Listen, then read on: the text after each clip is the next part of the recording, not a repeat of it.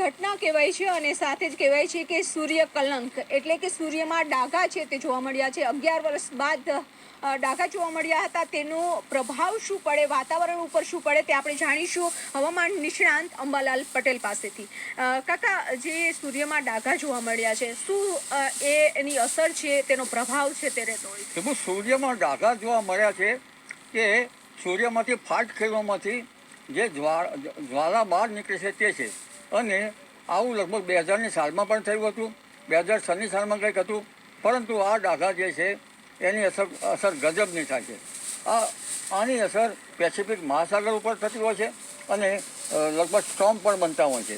અને આ સ્ટોર્મ છે એ ઘણીવાર ભયાનક સ્ટોર્મ બનતા હોય છે. પરંતુ આની સીધી અસર નીનો 3.4 વિસ્તારમાં એટલે પેરુ નજીકમાં અને એ વિસ્તારમાં જળવાયુ ગરમ થવાની શક્યતા રહે છે. અને આ જળવાયુ ગરમ થાય તો અલ નીનોની ધાતી રહે છે.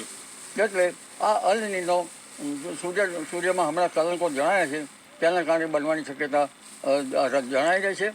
જો તેની અસર શું થશે તો વૈજ્ઞાનિકો કહે છે. પણ સૂર્ય જે છે એમાં 11 વર્ષે જે કલંકો જણાય છે અને આ કલંકોની અસર વિશ્વ પર મોસમ પર જબરદસ્ત પરિવર્તન લાવતી હોય છે.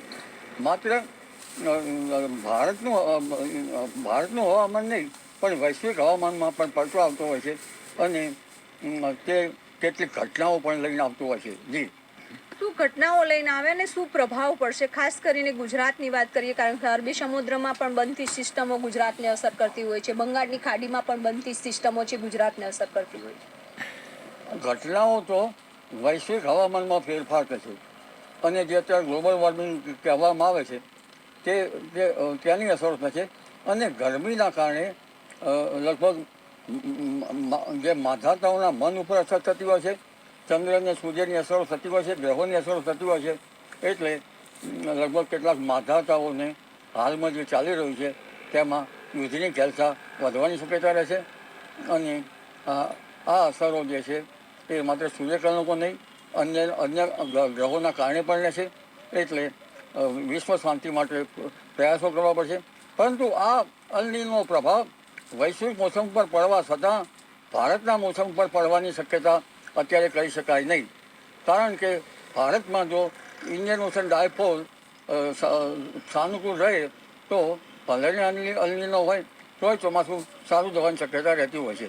અન્ય બીજા કારણો જોઈએ તો આ વખતે 75 વરસાદ પણ સારો થવાની શક્યતા રહેશે. પણ અલ નીનોની અસરના કારણે ખંડવૃષ્ટિ કોઈ ભાગમાં થવાની શક્યતા રહેશે.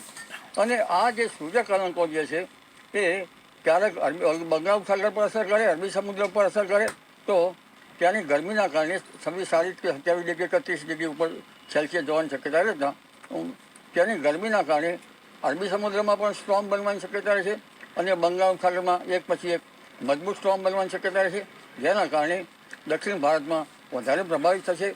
અને આ એક પછી એક લો પ્રેશરો ભારતમાં બનવાની શક્યતા રહેશે. આ લો પ્રેશરના કારણે પણ ગુજરાતનું ચોમાસું સારું રહી શકે. તો આ હતા અંબાલાલ પટેલ અને તેઓએ કહ્યું છે કે સૂર્ય કલંક જે જોવા મળે છે તે સમયે વિશ્વના વાતાવરણ ઉપર છે તે પ્રભાવ પડતો હોય છે, તેની અસર છે તે થતી હોય છે. કેમેરામેન પ્રકાશ દેસાઈ સાથે